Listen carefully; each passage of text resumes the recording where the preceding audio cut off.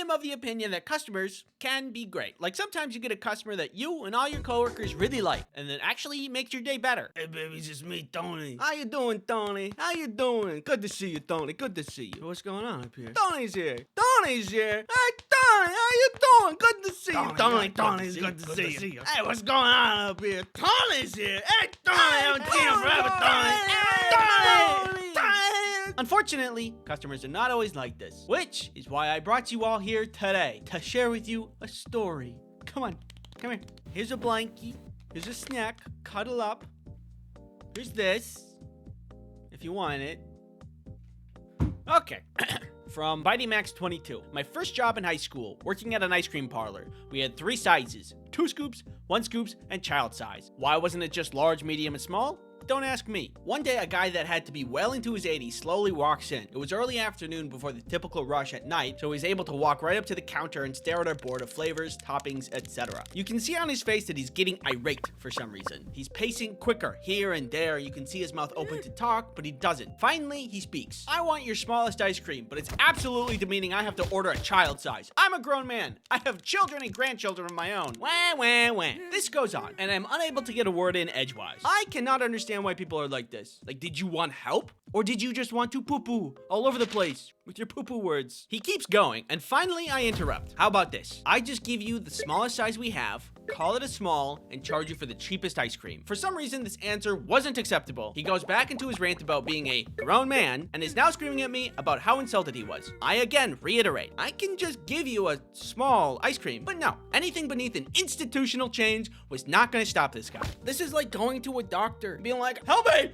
Of course, here's a Band-Aid. No, it's goofy, it's silly, you know? Use your brain a little bit. Anyway. Oh.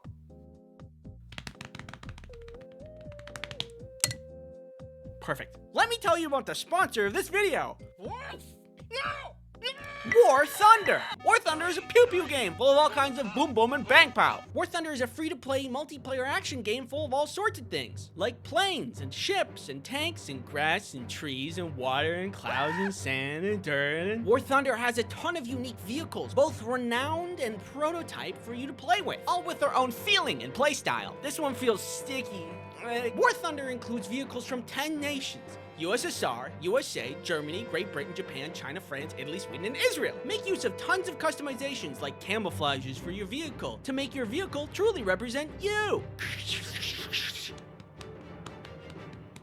War Thunder locations span all over the world from Africa to Alaska. Gain control of enemy territory with aircraft and helicopters in the sky, small large naval vessels in the sea, and tanks on land. Download War of Thunder for free from the link in the description. All new players and those who haven't entered War of Thunder for 6 months or more will receive 100 Silver Lions, a week of renting legendary German ground vehicles, 3 premium vehicles as a gift forever, XP boosters, a week of premium account, and other bonuses. Get all these bonuses by clicking the link in the description. The season of German gifts will soon come to an end, much like all things. Play now on PC, Xbox, PlayStation, and other. Okay, back to the screaming old guy. He just kept going. Now other customers are starting to walk in and just watch him rant, screaming, do I look like a child? I have grandchildren older than you. Meanwhile, he's refusing to order something else. Just consider the smallest size a small rather than a child size, which was written on the board, and won't leave either. The owner now comes back to see what's going on because now there's a long line and this has been going on for a good 10 minutes. As is usual with these situations, the owner introduces himself as the owner, which then prompted a response, good, your employee insulted me. As the man explained how I insulted him, the owner pivoted to the same thing I did. Can we just call it a small and be on with it? This made things worse. Finally, after him screaming at the owner for a few more minutes, the owner says, you came into my shop,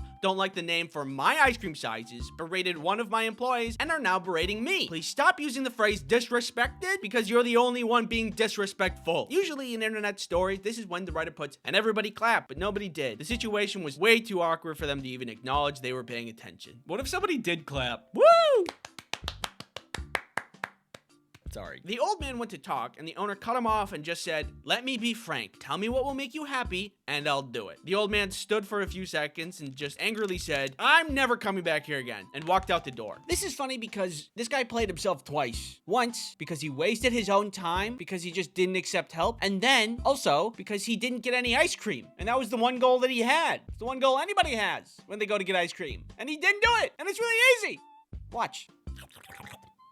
See? We need some kind of rule as a society to say that, like, if you're making demands but also refusing help, you get like 1 minute tops. And then after that, purge rules take effect. We can't continue to let this happen for people who give us ice cream, right?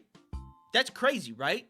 It is. Thanks for watching, and remember, if you want to stand up for an employee that a customer is being really rude to, repeat after me. Violence